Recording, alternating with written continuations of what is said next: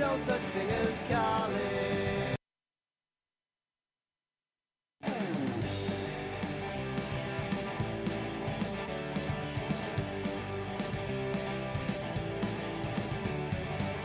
I watched a movie back in '85. The kids were driven far away from home, and they were left behind. What is this place? Why is everyone so strange?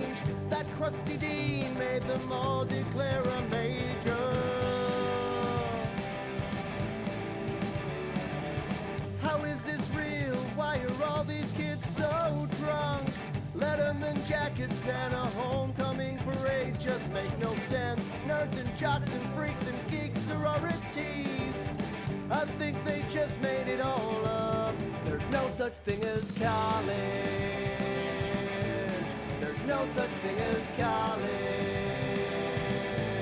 There's no such thing as frat boys and glee clubs and it girls. There's no such thing as college.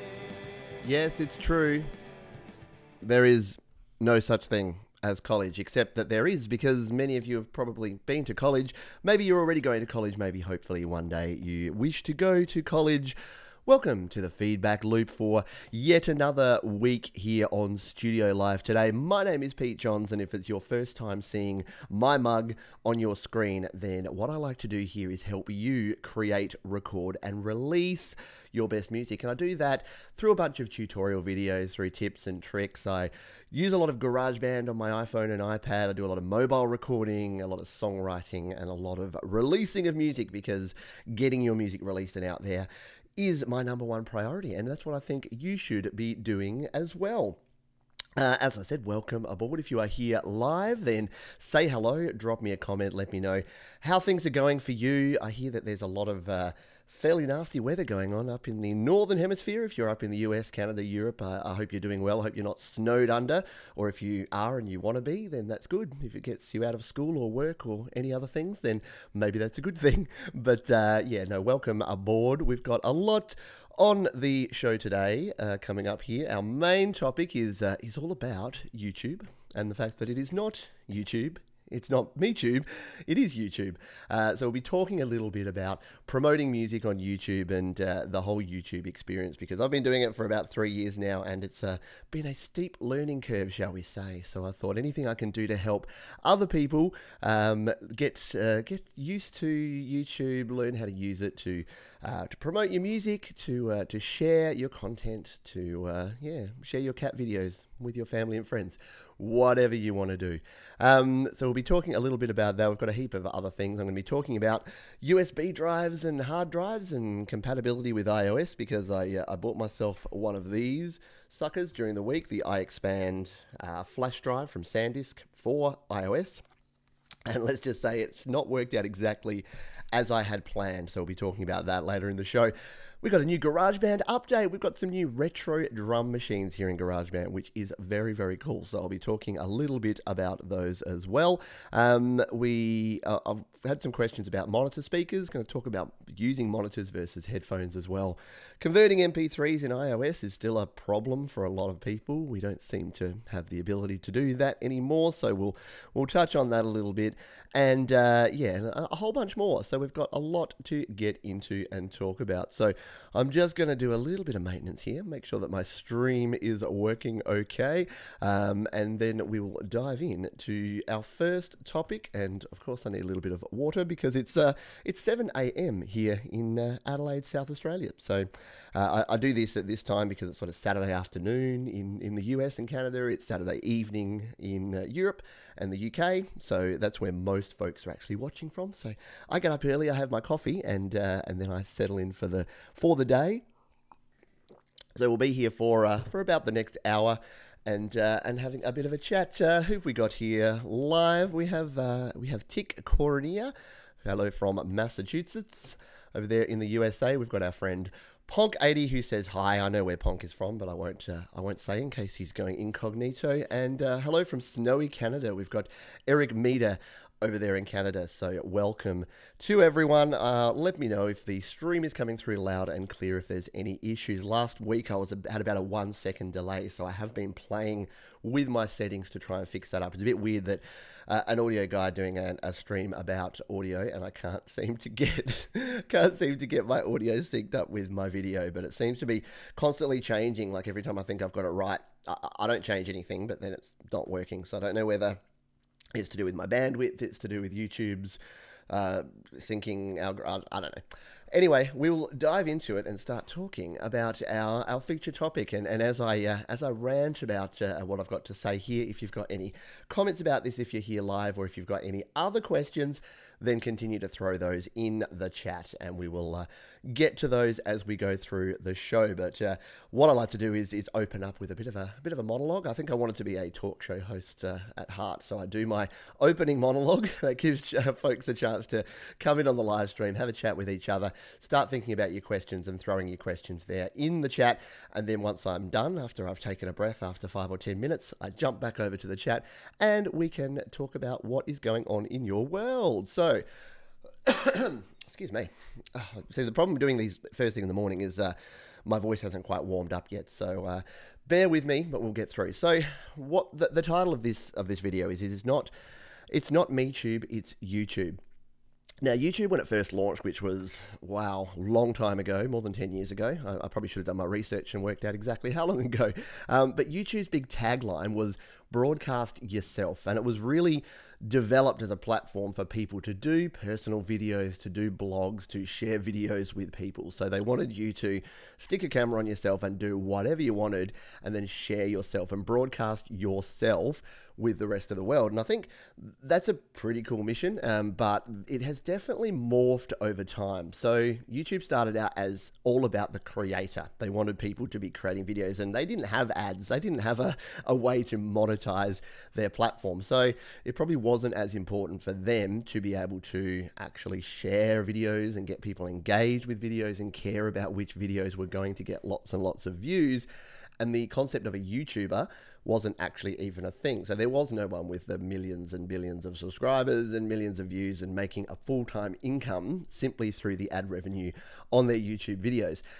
That's obviously changed. So over time that evolved, and about probably 4 or 5 years ago, it was kind of like the heyday. It was like the gold rush of YouTube. Suddenly, YouTube was popular. Suddenly, millions of people were watching YouTube all the time, and there was a lot of ad revenue because YouTube were owned by Google at that time. And then Google obviously had the whole Google AdSense behind them, which gave them the ability to engage with other companies who wanted to advertise, and they wanted to advertise on whatever the popular platform of the day was. And when the popular platform was YouTube, that's where they wanted to advertise. So why am I telling you all of that? Well, I say all of that to get to where we are now, which is YouTube is a platform still for everyone, but there is a little bit of separation. What YouTube did is about just over a year ago, they put a cap on people that could actually monetize videos. So for a creator who is on YouTube, like myself, you can get ad revenue from your videos, but you have to have at least 1,000 subscribers and at least 400,000 minutes of watch time over, I can't remember the period. Again, should have done my research. But you have to basically have enough people subscribe to your channel and enough people viewing your content and viewing a number of minutes of your content. So it's not just about sticking a 30-second or a 1-minute video up there and getting 1 million views and then suddenly you're okay. The reason they did that was to stop channels who were putting a bunch of clickbait on, who were promoting their own videos, and they weren't getting subscribers, so they weren't getting people that were engaging with their content. They were just doing the whole bait and switch. They were saying, here, click this video, and they might have had one video that just was a real clickbait. And I've ranted on these before, but the people that say you can download GarageBand on your PC, and they have like a 15-minute video that gets to the end and goes, actually, there's kind of no way to do this. They're the sort of people that now no longer get their videos monetized. So that's actually a good thing in my view.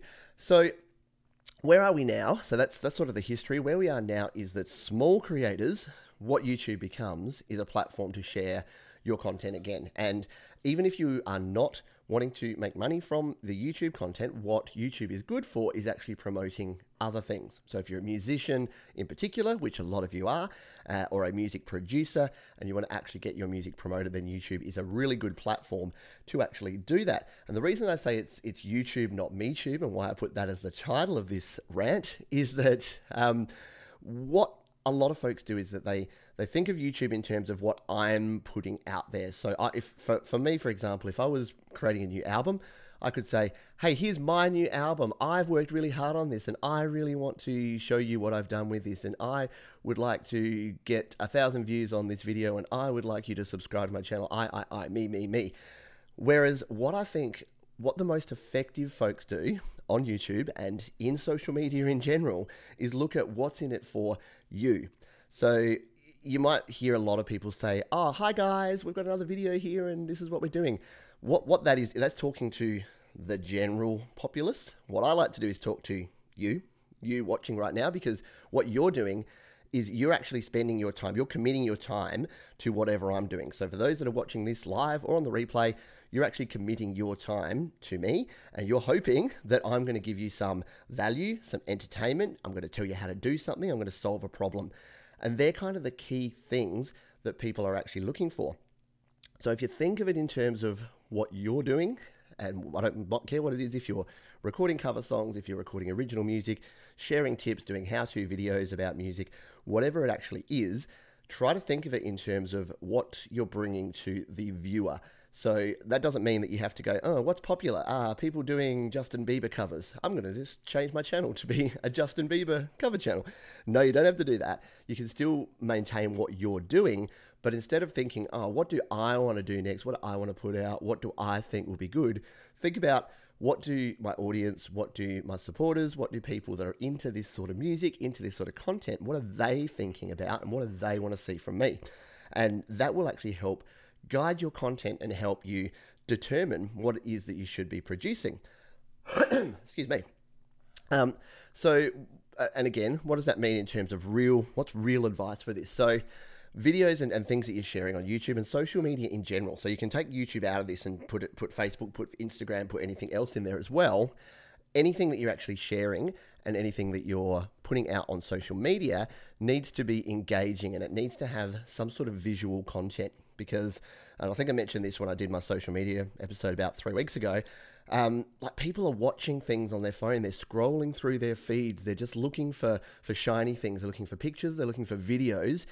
Audio doesn't really come into it. So yes, you can get places by having good audio and doing good music and good production and good spoken word type things, which is what I do primarily, but you need something visual as well. You need to be able to capture, and that's why it's really important that when you, and I did recently, I did a tutorial on Canva and how to use Canva to create thumbnails, to create album covers, to create artwork, because you need something like that that's going to capture people. If you're sharing something, if you just share a thing, and I've said this before, if you just share a thing with like the GarageBand logo or like a big treble clef and just go, hey, check out my new song, people are going to skip straight past that. But if it's a picture of your mug, or if it's a really cool sort of visual graphical representation of something, a picture of you playing music, that is going to grab them. Even better is video. So if you can, and if you are comfortable in front of a camera, actually doing a video of yourself, and it doesn't have to be like this, doesn't have to be how-to content, it can just be you playing a song. Look at the YouTube channels that are popular, there's a heap that are just a camera and a microphone and someone playing an acoustic song. And it could be original, it could be a cover song, whatever. That is engaging with people, because people will be scrolling through their feed, and even if the audio's off, they'll see that pop up and they'll go, okay, this is looking cool. I might turn my audio on and actually listen to this person's music. So in order to get that interest to start with, to get someone to actually engage with your content, having something visual is a really good idea, and it really, really works. So that was the main part. And look, if you don't want to go to all of that thing, just a video with like your album artwork, lyric videos are okay. I've done a couple of lyric videos lately and they've been good. So in terms of what I do, the content that's me playing gets like the most exposure. And again, it doesn't have to, if you're not looking for exposure, you don't have to stress about this stuff. But if you want people to be listening to your music, if it's a picture of you or it's a video of you playing, that's what I tend to get the most engagement with. Second is something with a picture and the lyrics. And then third is just my music with like a still image. And then fourth, and really fourth, like when I've shared a link to SoundCloud or a link to just the audio file, virtually no one is going to go to that effort, especially if they have to go off platform. And this is the last comment that I'll make, and it's probably not really about YouTube, but about social media in general. There's two things, and I talked about this in the social media episode as well, but there's two things to keep in mind about sharing on like YouTube or any other platform. One is that you need to be native to the platform. So that is that if you are on YouTube, you're sharing YouTube videos, that's cool. If you're on Facebook and you're sharing YouTube videos, they're not going to get as much traction as native Facebook video. So if you want YouTube views, then yeah, share your YouTube link, and I still do it plenty, and you'll get some engagement, but it won't get put into many people's feeds because Facebook don't want people to come off there. Same with Instagram to YouTube. So like even the platforms that are owned by the same company, yeah, they don't want you to leave that platform. They want to keep your eyeballs there.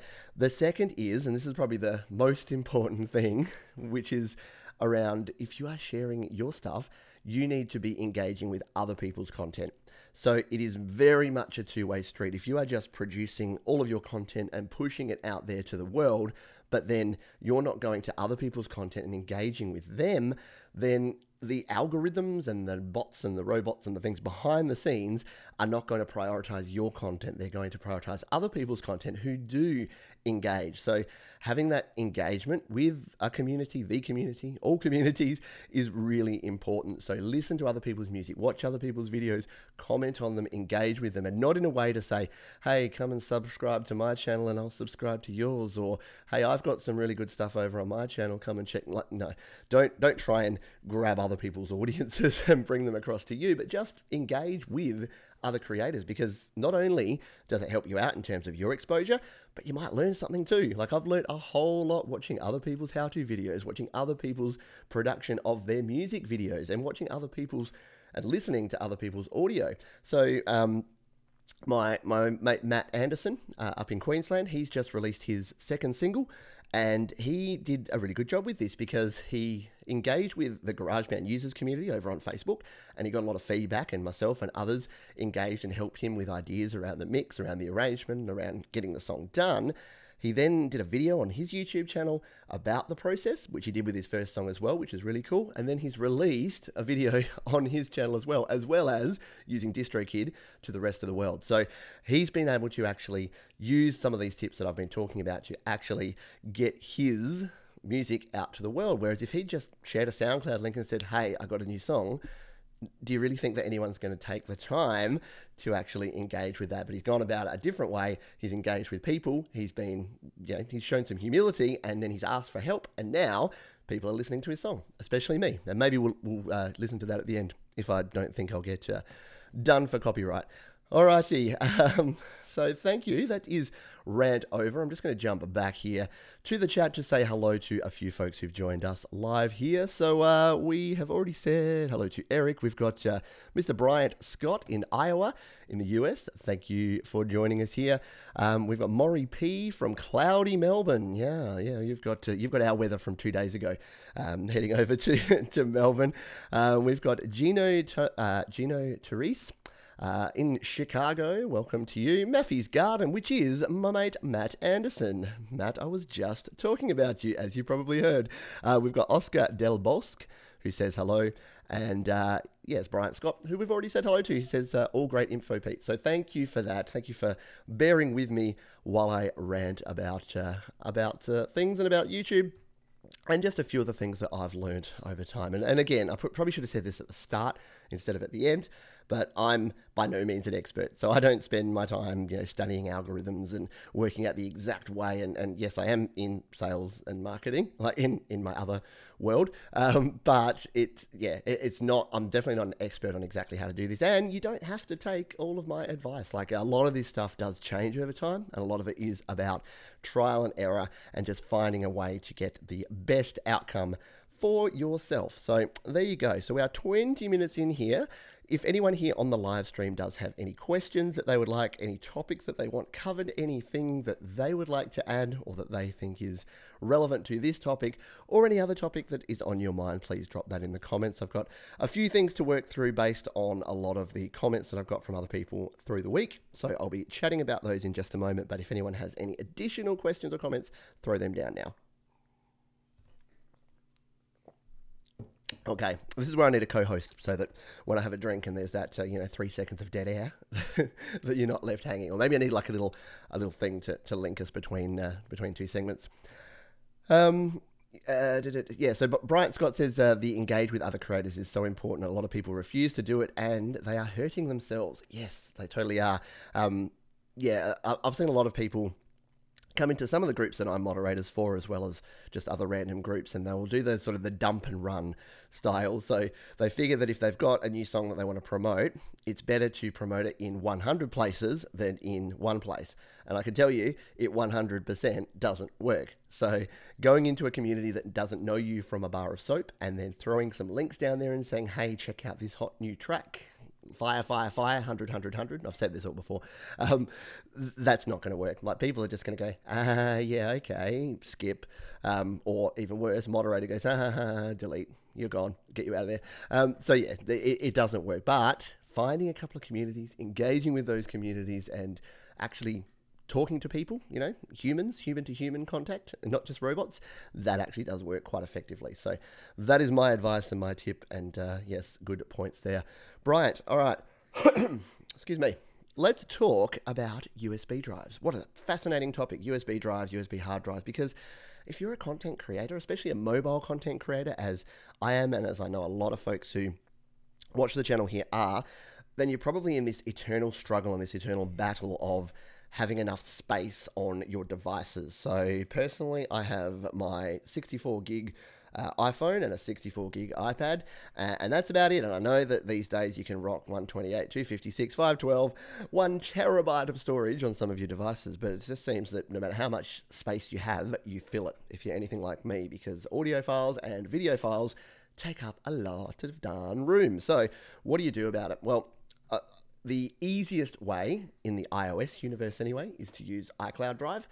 Now, I don't for a number of reasons, because I find iCloud Drive very clunky. I find that the uploads take a long time, the downloads take a long time, the syncing is never quite right. So I'm always stuck with like my phone, and I've uploaded something from my iPad, but it didn't finish uploading the latest version, and then my phone won't download the latest version. Then I leave the house and I've got like a 500 meg audio file project that I want to download, and it's going to take the next sort of 20 minutes. So that doesn't work for me. I tend to just use AirDrop to send between my two devices. If I've got a project that I want to send from my phone to my tablet or vice versa, I will AirDrop it over, and that seems to work the best.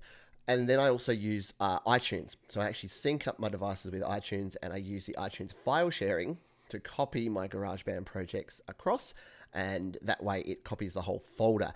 Because the biggest problem, and for GarageBand users in particular, the biggest problem is that GarageBand files in the Mac world or in the iOS world are actually folders of files, which means that they're not compatible with a lot of your different platforms. So we'll talk about that more in a minute when we talk about this little device as well, because that's a big problem with this. So they're not actual files, they're folders of files.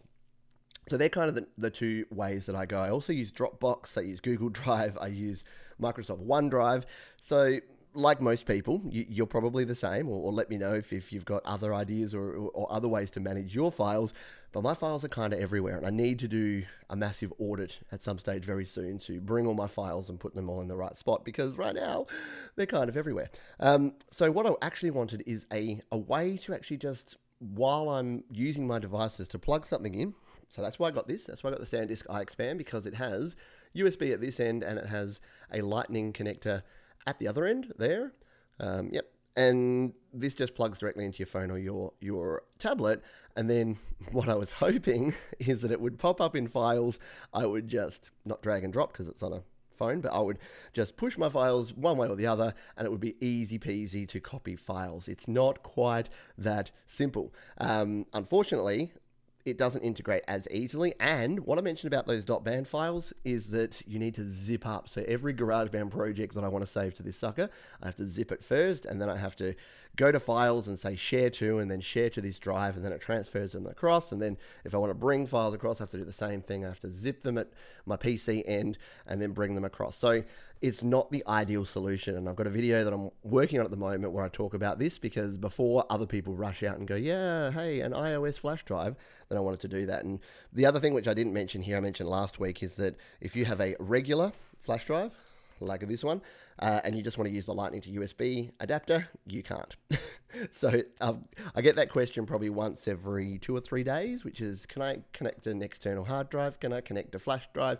How do I save my video files? How do I save my projects somewhere externally? And the other thing probably to mention is that the way you can do that, and the whole point of the whole Lightning to USB adapter, is you can for like digital cameras and some video cameras. So if it is in that video file format, you know, the ones that you get on your camera where it's got the DCIM folder and then all the videos and photos are stored like that, then yeah, sometimes you can use a standard USB or a flash drive or a memory card and transfer those across. But the problem is that, yeah, you can't do that with things like GarageBand projects, with zip files, with all the useful stuff, that WAV files, MP3s, M4As, any of that sort of stuff that we would normally like to transfer just doesn't work. So yeah, so that is a quick overview of that. And as I said, I've got a video coming up during the week, which is going to go through all of our devices like this and how we can actually share or not share some of those files and back up those files. But yeah, if you've got your own ideas, then if you're here live, let me know now and we'll chat about it. If you're watching on the replay, let me know in the comments, because I'm always looking for new ideas and new ways to actually share and copy and manage my files. Because yeah, if you're anything like me, you go to your GarageBand, you got my song 1, 2, 3, 4, 5 to 27. I think Jeff Brown, who was here last week on the stream, said that he was like my song 57 now or something like that. So there's so that is that.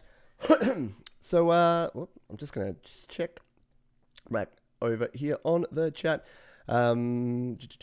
So, Brian Scott, I would love to see you do a video on EQing heavy metal guitars and downtuned guitars. Yeah, there's so many ways to go, and I'm always looking for other people's ideas. And it was also hoping the USB thing was going to end up working out great. Yeah, as was I. I definitely wanted this to be a better option than it actually was, but yeah, things don't always work out exactly as they can. Hello to Lil Dope. Check out my music. I will endeavour to check out your music. I'll give that a try. Maybe rewind to the start if you didn't see the start of this video. There's some ideas there. If you're looking to promote your music and you're looking for ways to promote your music, do that. But that being said, all of that stuff I said before, if you're nice enough to watch my channel and to watch my content and you have music, I will always take a listen to it. Doesn't mean it will always be right up my alley and I'll always be be right behind whatever you're doing, because you know, people have different tastes and people have different things that they want to do. But yeah, definitely come and let me know, because I like to say, I especially like people that are doing the same sort of thing as I am. If you're creating content, if you're using, like Matt Anderson, if you're creating songs using GarageBand or on your mobile phone, I think that's pretty awesome. Like, you listen to some of these tracks, you're like, that was created on a phone? That's insane. Like, I love it. Alrighty, so thank you for that. So Matt says, I deleted 30 gig of videos and GarageBand last night. Yes, I need to do that. I've got a whole bunch on there. Every time I go into my screen, that's like, what's taking up all the space? It's like GarageBand 27 gigabytes of my 64. So yeah, I think I need to do that. And they're all old projects where I'm like, I think I have this backed up somewhere, but I'm not sure. So yeah, I need to bite the bullet and make sure I have some backups on like a external hard drive of my band files, and then just move on and do some new music. Because yeah, music is good, and I haven't actually recorded and released like a full song. I'm not taking my own advice. I'm like, every video I go, I'm helping you create, record, and release your best music, and then I'm like, when was the last time I created, recorded, and released my music? It's been a while, so I need to get back onto that for sure. Which actually, one of the things that I was thinking of doing to, and let me know if you think this is a terrible idea or an okay idea or a great idea, let me know. But what I was thinking of doing is doing a live songwriting video. So having a setup like this, grabbing, I don't have it handy, grabbing my guitar, maybe putting GarageBand up on the screen, so screencasting my GarageBand from my phone or my tablet, and then actually writing a song live. So recording the parts, recording the ideas in, showing how I set things up. I think I try to think in terms of what I would like to see, and I would actually really love to see someone else's songwriting process. So I have done whole songwriting series before, but it's been more of a like a few little bits and pieces here. So it's been like, here's how I EQ my stuff, and to Bryant's point before, here's how I EQ my guitars, here's how I record my guitars, here's how I record vocals, here's how I set up to do it, more of the how-to. Yeah, I'm thinking of getting a little bit more selfish and going, why don't I just do like an hour-long video, or a half-hour video, maybe not go too extreme.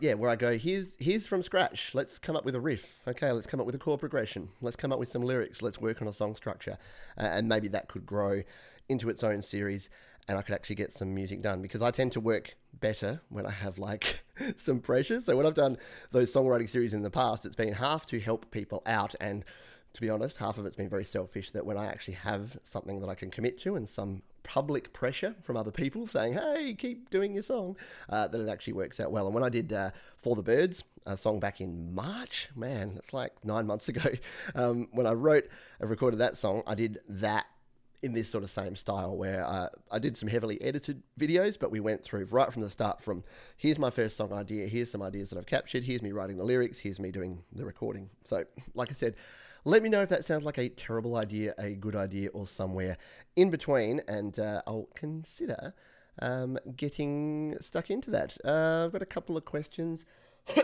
here. Can you buy a Wi-Fi hard drive and use it like an iCloud? So yes, there is. I wonder if I have it handy enough. I'm not going to be able to find it quickly enough to show you. So as well as the SanDisk iExpand, there is the SanDisk Connect, which I actually also have, and I forgot I had. I went shopping for this, and I was looking online for other solutions, and they said, oh, you can also use the SanDisk Connect. And I'm like, oh yeah. What the SanDisk Connect does is exactly that.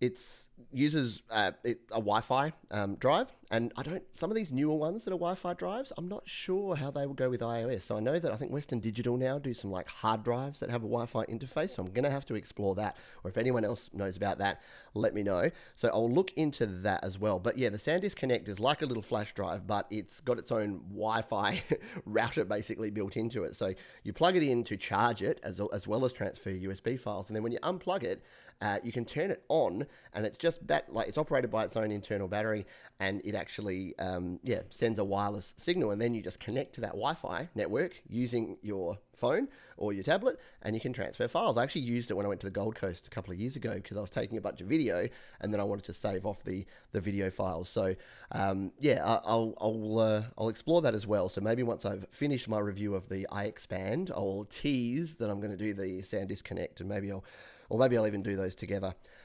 We will get into that. But yeah, I'm.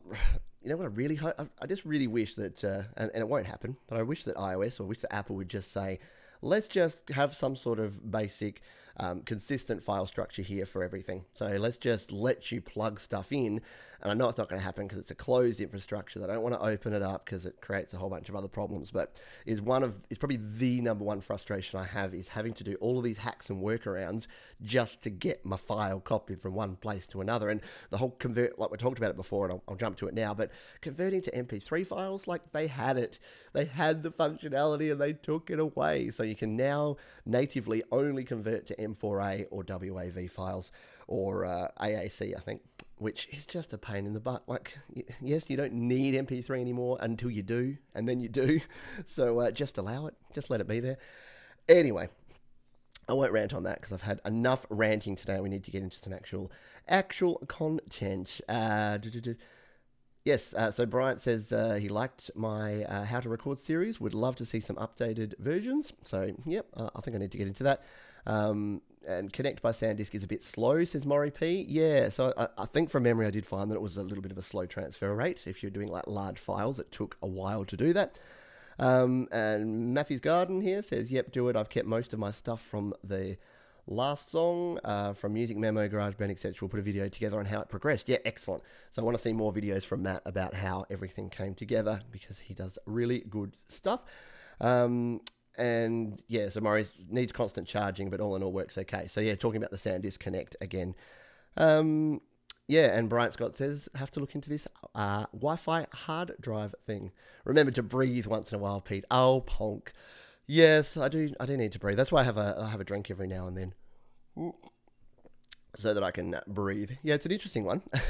um, I'll pause to just to discuss this. So I in a lot of my videos, I have a lot to say. So my tendency is to talk very quickly. I talk clearly now, but once upon a time I talk very quickly and I really mumbled and no one could actually understand what I said.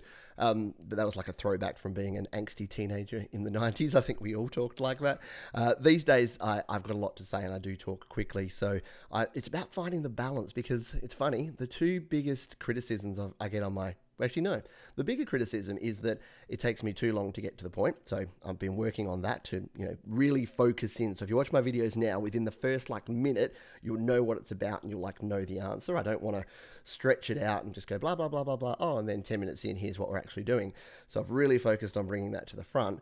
And I've tried to focus on really clearly getting to it. But then there's a lot of people that say, oh, you're talking too slowly, just get to the point.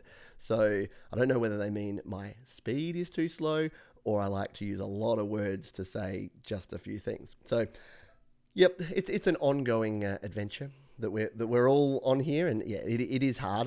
I have no formal training in in being on camera. It's just about trial and error, putting out what I do, and then finding what works and finding that happy medium somewhere in the middle. Now I went off on a tangent, which then went on a tangent, which added another tangent. So I'll bring us all on back. But yeah, I think that the general consensus of 2 or 3 people was, yeah, we should do some more songwriting video series here on the channel. So I think I will get into that. And if you're watching on the replay, let me know what you think in the comments. If you think it's a horrible idea, I'll probably still do it anyway. Because I need to get some music done. And by the way, I'm also not I'm not offended by many things in the comments that I get here. If you've got ideas or if you think something's bad or good or otherwise, just let me know. I'll always respond to it, as long as you don't call me names or be too horrible to me. I'll respond, and I do appreciate it, because sometimes I don't know what's good, and sometimes I do things that I think are great and they're really not. Sometimes I just put something out there on a whim and people say, hey, this is awesome, and I'm like, oh, okay, didn't realize that would be the case. So yeah, don't be afraid to let me know what you think and to comment on my videos, because that's what it's all about. It is YouTube, not MEtube. See what I did there? I brought it all the way back. Alrighty, there's a couple more things, because there's been a lot of stuff going on in the mobile recording world in the last week. I've done a bunch of different videos and I've sort of expanded out into some other things. So I'll just talk briefly about some of the videos that I've done this week and some of the things that I've been focusing on. Number one, which I've kind of buried the lead on, and it's taken me nearly 40 minutes to actually talk about this, which is that we actually got an update to GarageBand. Hooray! On the iPhone and the iPad anyway. On iOS, we got new retro drum machines. So these are very cool, because these are very old school 80s and 90s sounding retro drum machine kits, which is the old 808, 909, the old Roland synth drums and the Simmons drums, and yeah, there's some very cool drum machines in there, because we kind of had some drum machines in the actual drums and in some of the smart drums and in some of the drummer samples, but they didn't sound very good. So the old 808 kick and all of that sort of thing didn't sound like an 808, whereas these sound pretty darn good. And yeah, there'll probably be some people that are big drum machine folks that will say, no, they don't sound exactly like you need to use the original thing. But you know what? I don't have room to have, 10 drum machines sitting around like vintage drum machines gathering dust. I like to just jump into GarageBand and hit a button and get my vintage drum machines. Just like I don't have a collection of, Vox and Marshall amps sitting behind me. I will just go into GarageBand or ToneBridge or Bias and dial in an amp for my guitar. The same thing for my drum machines. Yes, and it's especially funny when it's a drum machine, which is like, digital ones and zeros, that are people like, no, those ones and zeros don't sound like these ones and zeros. Anyway, so yeah, so the new drum machines are very cool. Check them out if you haven't already. I did a video on that, and yeah, I think it will be good. It's inspired me, I think, to do a little bit of different stuff. And I did a song last month, which I didn't actually no, I did. I played it at the end of the stream last week. Which I've created using all virtual instruments, so no live instruments at all. And I didn't really expand on it. It was only a demo version. It never really got past that. But Yeah, I think this new drum machines will inspire me to do some more electronic stuff, because the electronic stuff I like is not the sort of newer stuff. I still don't know what people are talking about when they talk about a lot of the different types of music and the types of EDM these days. But what I do like is the old, early '90s R&B that use a lot of these drum machines, and then your sort of early '90s rap. Your Fresh Prince, your Vanilla Ice, your MC Hammer, your Young MC. Yeah, all of that sort of vibe. Yeah, they all use these sort of drum machines, and you're listening to these samples, and you're like, I can think of the exact song and exactly where I was when I heard that song. At least if you're an old man like me and you miss the '90s, which I do. And Pog says the only name he calls me is Pete. Nice. And yes, new updates are very cool. Excellent. And Bryant says I'm very clear, which is good. It is funny. Some of the comments I do get are around my accent, and people like to guess where I'm from, even though I say I'm from Australia in like every second video. But yeah, it's interesting that some people, I think it depends on like how clear someone sounds is almost how similar they sound to you. So a lot of folks can understand me, especially folks from Australia, New Zealand, and even the US and Canada, UK. We all speak English and we all speak similarly. And I think what I need to be conscious of is that for some people who don't speak English as their first language, then yeah, it is harder. Although don't forget you've got subtitles too. Like I've checked these subtitles on YouTube because they do it automatically for my videos, and that can actually help. You can turn those on. Just click the little CC button. I don't think it does it for live videos, but for pre-recorded videos. And then you can actually read along as I talk. So if I'm saying things that you can't understand, which is quite possible, then the subtitles might help. Or they might get it hilariously wrong, which is more likely and actually kind of fun to watch. So yeah, and hopefully, I know Ponk's big on this and been asking about the same thing, but hopefully we've got another big update for GarageBand coming in December. We've had 2.3.7, which came out a month or two ago now. Yeah, and I don't think we're going to go right up to like even a 2.4 version. It might be like 2.3.8, and it might add a couple of new things. But yeah, there are rumors floating around, and I think, as I've said before, the rumors are everything from this is the last version, Apple will never update it again, to there's going to be version 3 and it's going to be like Logic for the iPhone. It's probably going to be somewhere in between, as tends to be the case. Everything is agile these days. Everything is minimum viable product and incremental updates. So very rarely do we see companies strip things back and completely change and go with something new, unless they're Apple, which they sometimes just do, just for fun. Alrighty, a couple more topics that we have here. Once again, thanks for folks with the questions. Oh, excuse me. Yeah, if you have any other questions and you're here live, throw them in the comments, and I will get to those in the next 15 minutes. Another drink here, and a couple of breaths. So Brian says the new drum machines are way better than what they had before. Yeah, 100% agree. And we've got Kevin Teague here. I just had to send my brand new UR12 back. It was introducing loud hiss even when the game was set to 0. Ugh. Oh no. Well, as you know, the UR12 is my absolute favorite interface, and it does sound like you've got a bit of a lemon of one there. That's not good. Yeah, I'm sorry to hear that, because like I said, the UR12 I use to record pretty much every song that I've done in GarageBand, and I've never had any issues. In fact, I've always been so surprised at how low the noise floor is on the microphone preamp of the UR12. So, yeah, I'm sorry to hear that. Hopefully you get a replacement, or you get a different interface that's going to work for you. I'm not, even though it's my favorite, I'm not precious about it. I know things don't work out for people, and some people prefer Focusrite Scarlett interfaces. Some people prefer old M Audio, whatever you use, as long as you are creating music. That's my main thing. And I think I talked about it on my gear episode last week, that, yeah, it should be 80% the music you're creating and recording and how you're recording it and the songs you're writing, and 20% the actual gear. Yeah, and Kevin says it was weird. Yeah, it does sound really weird, because, yeah, like I said, I've used it, and I've had probably 30 or 40 other people who have used it on my recommendations, and haven't had anyone tell me that there was any issues. I did see a video this week where The UR22, someone was saying that the monitoring level, the volume monitoring level was too low, and they didn't like it for that reason. That's the only other comment that I've heard. But in terms of the actual input, yeah, I haven't heard that before, so don't know what was causing that. I mean, yeah, things are pretty reliable these days, but you do still have that, you know, once upon a time thing that, yeah, one particular device will just be dodgy because they're churning out hundreds of these and they're not exactly handmade these days. They are pretty mass-produced, so yeah, maybe it's just a glitch. So we've got oh, sorry, yeah, Maury P. I did see your comment before about GarageBand and Beyond. So yeah, Lewin Barringer over at GarageBand and Beyond. So I think Maury asked before, have I checked out the quality of his production? So yes, if you're using GarageBand on a Mac in particular, definitely check out GarageBand and Beyond.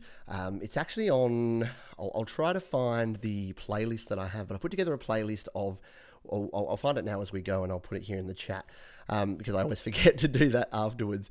But yeah, if you haven't checked out GarageBand and Beyond and you are producing on GarageBand and to say on a Mac, then go ahead and do that because Lewin over there does create, and he does a whole bunch of music. Like he creates a song like every week or almost every week.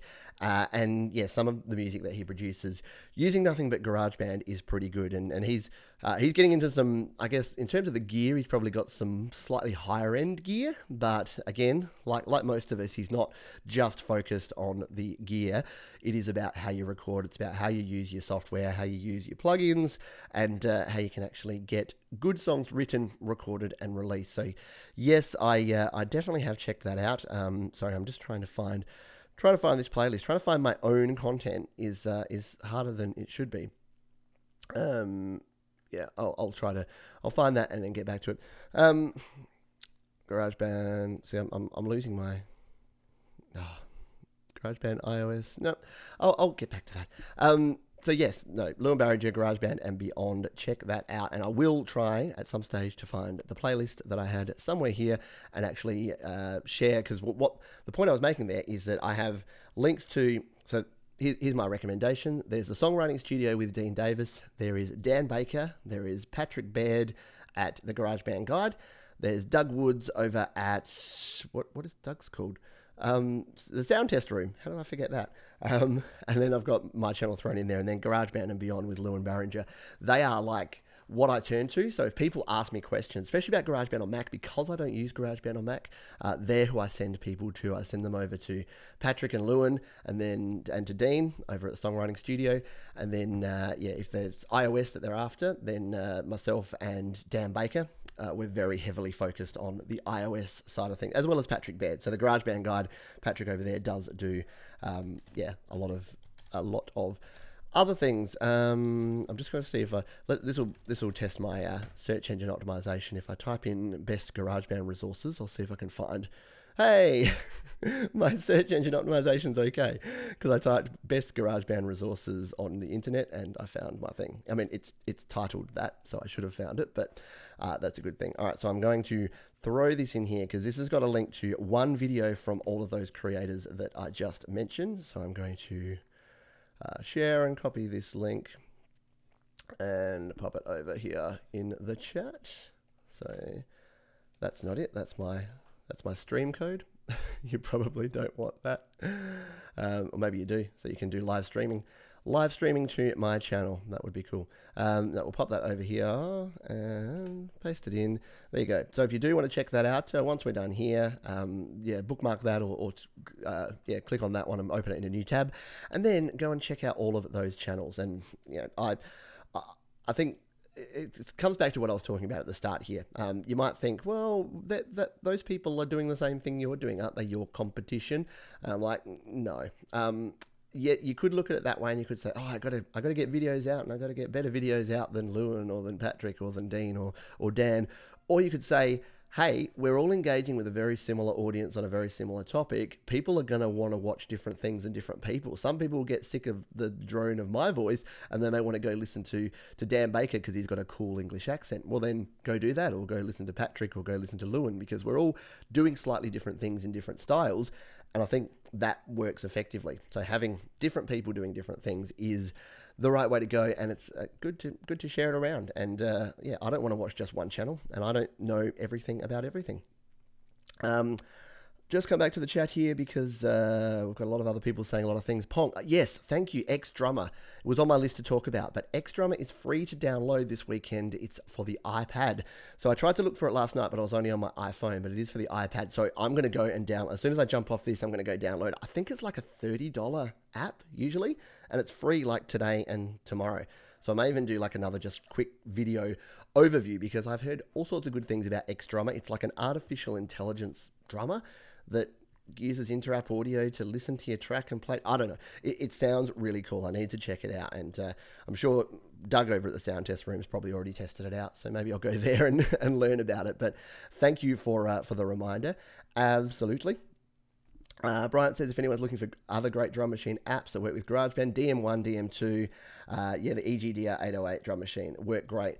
Yes, so there have been other good drum machine apps, and I think, I wasn't sure if it was you, Bryant, or someone else that commented saying that they do use a lot of other drum machine apps, and now they'll still use those, but having those built into GarageBand just means they don't have to be reaching for their other apps and doing a whole bunch of audio busing and audio sharing, which will be a lot more handy and convenient. We've got Barry Smith. When are they going to upgrade GarageBand again? What do you think about iOS 13? When will it come out? And do you think it is going to be better than iOS 12? Yeah, all sorts of interesting questions there.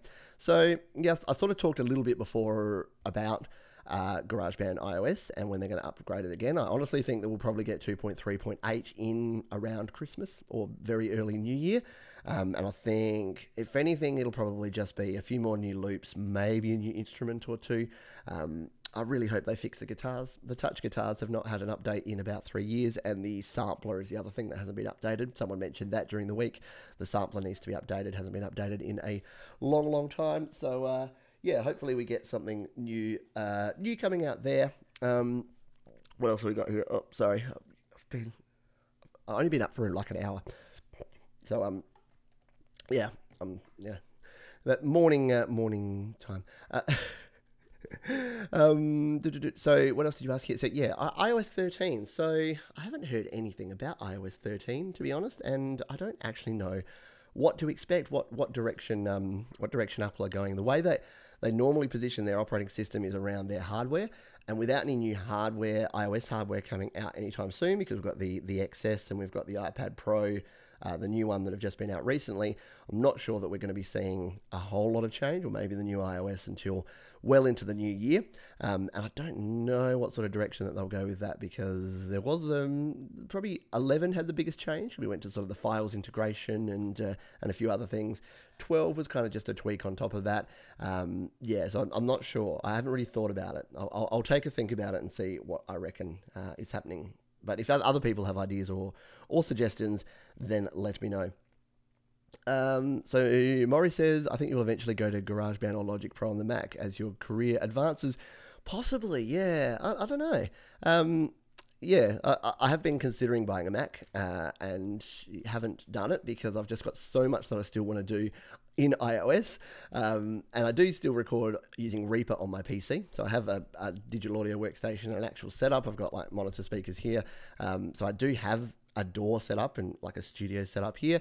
But I just tend to use iOS because it's just so much quicker and so much easier. So maybe that will happen one day. What I'm probably going to do is explore, and I asked a poll question on my channel this week to say, do folks want to see me look at some other apps and some other digital audio workstations in iOS? And most people said yes. So about 80% of people said yes, and those that said no said the answer that was like, I don't really care. So I'll probably start that. So I'm thinking Cubasis is probably the first place I'll start because I'm a Steinberg user and that's a Steinberg app, and Aurea is the other one that gets a lot of talk. So yeah, I'm still going to stick with GarageBand for like the basic stuff, because even though I've covered almost everything in my videos about GarageBand, there are updates coming out. There's new ways to do things. As Ponk knows, there's new tips and tricks and hacks and ways to get around some of the limitations, and I actually find that kind of fun. Like I know I complain about the fact that we have no master track and that we have no sends and receives and that the guitars sound crappy, but all in all, it's actually like, it's kind of fun working within those limitations because it makes you be creative. It makes you use other means and other methods to get stuff done. So I'll be getting onto that over the next couple of weeks. It's Christmas holidays here, Christmas, New Year. I'm off for a while, so I have plenty of time to produce more videos. So I'll be continuing on with that. Which is a good segue. Pete, is there a video you have been wanting to make about GarageBand, but for whatever reason it hasn't happened yet? If so, what is the topic? There absolutely is.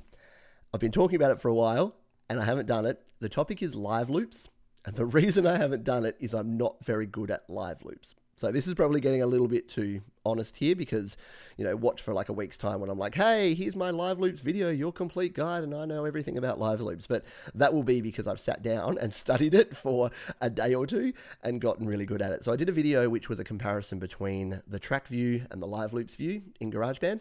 And I did that about 2 or 3 months ago. And at the time I said, yeah, I'm working on a live loops video. And people said, great. Yeah, I want to see more about live loops. And then I just haven't done it. And it's probably just because, again, it's about making sure that I produce a video that is going to be useful, that is going to be helpful to people. And I need to make sure I know what I'm talking about before I start telling other people how to do something. So with the tracks view of GarageBand, I'm pretty confident and I know what I'm doing. But with the live loops view, I need to get better at it. Plus, Dan Baker's already produced a pretty good live loops video, which I send people to at the moment if they're into live loops. So yeah, but that is probably it. The other thing is I have a video that I'm working on at the moment, which is where I'm mixing a song that I wrote that Dan Baker, I keep mentioning Dan, but that's because he's doing a lot of content too, that Dan recorded some violin for. And the reason that I'm doing that I haven't released that, is that I'm actually pretty terrified that I'm going to do a horrible job and I'm going to insult Dan's amazing violin playing with my horrible mixing. So I know that's not actually likely, but yeah, I want the time to actually sit down and mix it properly, make sure that all the levels are right, maybe even re-record a couple of the parts just to make sure that the quality of my stuff is matching the quality of Dan's stuff. But again, Christmas, New Year, I'll be able to buckle down and get into that. So yeah, so that's two for the price of one. that I've answered that. So we've got Love Rise. Just wanted to stop by and express my immense gratitude for your tutorials. Yeah, no worries. Because of you, I'm buying a new iPad and wonder if you could recommend buying 2018 or waiting for 2019. Would there be much of a difference? So yeah. I would, it's a really tough one to actually answer. My answer to that would probably be, if you are going to wait to 2019 and then buy the 2018. So, because you normally get it at a better cost. I'm always a generation or two behind kind of person because you do pay a tax. You do pay that early adopter tax for the absolute latest version of anything. So that's why I haven't bought an iPad Pro third generation. That's why I'm still rocking the iPad Air 2, not a 2017 or 2018, because it does what I need it to do. Again, those limitations that we have are okay. I don't mind working within limitations. In terms of the iPad, though, the 2018 is really good, and is like I'm not sure what they'll do in 2019. They'll probably increase the storage. They'll probably upgrade the processor. You'll get a little bit more bang for your buck. But yeah, I really like in terms, if I was going to buy an iPad right now, I'd buy an iPad 2018 without hesitation, because yeah, it's got everything that you need. Like, it's not the high level, it's not the Pro, so you're not getting like the absolute ridiculous storage level and processing power, but you are getting like, it is at the point now where I think, yeah, I'd just say instantly, go ahead, buy it. So yeah, depends on your budget too. If you've got the budget, go ahead and buy it. But maybe even look, the 2017 is pretty good too. So maybe look at the 2017 and see if you can pick up a really good deal on that, and then wait, maybe wait till 2019 or 2020 to get a brand new one. Depends what you want to get out of it and what budget you have to spend. But thank you for your feedback and your support. Ponkady, have I tried out the zoom function? I saw you talking about the zoom function, and I'm not quite sure what that is. Oh, that's the zoom function on iOS that you can zoom in. No. And I do have to, yes, because you mentioned that, and I want to try that out. So you mentioned that it was, you can zoom in, so it makes on your screen, so it makes it easier to like play some of your touch instruments. So yes, I think I like that, and I think I'm going to have to explore that and take a look at it, and maybe do a video on that very soon. Because if it works well, especially for playing some of those fiddly instruments on an iPhone, that can be quite tricky with your keyboards and your pianos and things to actually hit the right things. Brian, live loops has been really fun to play with, especially when you take the time and record your own loops. Yeah, and that's what I want to do. I want to use the virtual instruments to record my own loops, audio recorder to record my own loops, and then integrate those with some of the live loops there as well, which is what I want to play around with. So Barry Smith, if I was to get the Steinberg UR12, will it work for my iPad as well? For iPad, well, I have to install the interface or just hook it up to my iPad and it'll work. So you need the Lightning to USB adapter.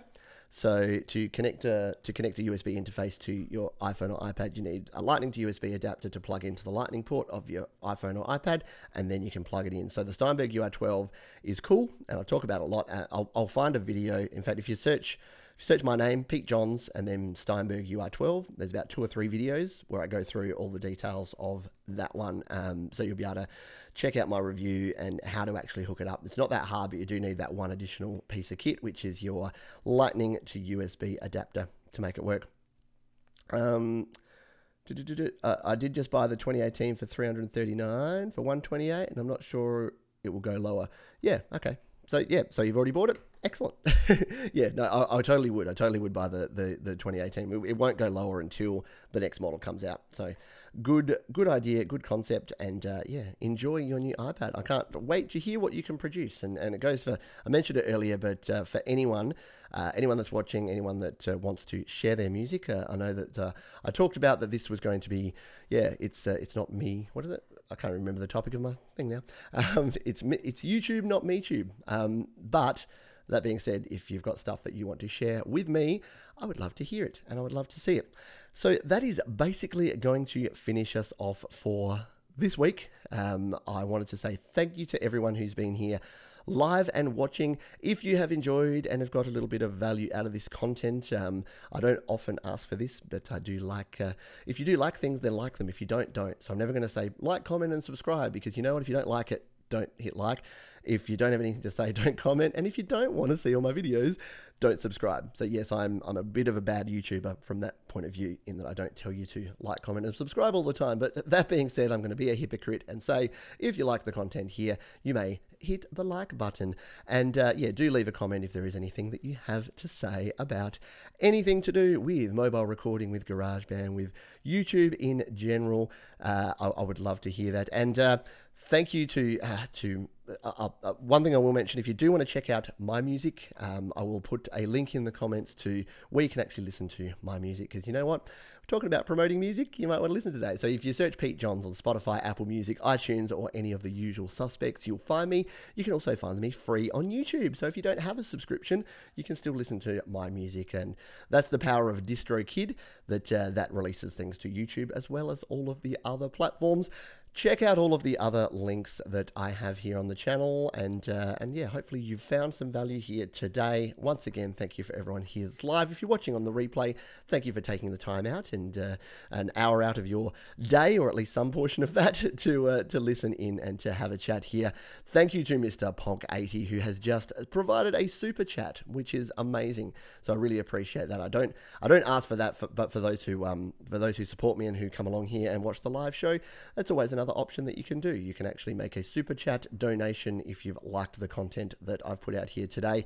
The one final thing I'll say, Mr. Matt Anderson of Maffey's Garden, I won't play his music because I'll probably get picked up from YouTube for copyright, but if you go and check out Maffey's Garden, Maffeys Garden, he's just released a new song. You can also search him on your Spotify's, your Google Plays, and your iTunes, and you'll be able to check out his content there as well. So thank you to everyone again. I will see you next time.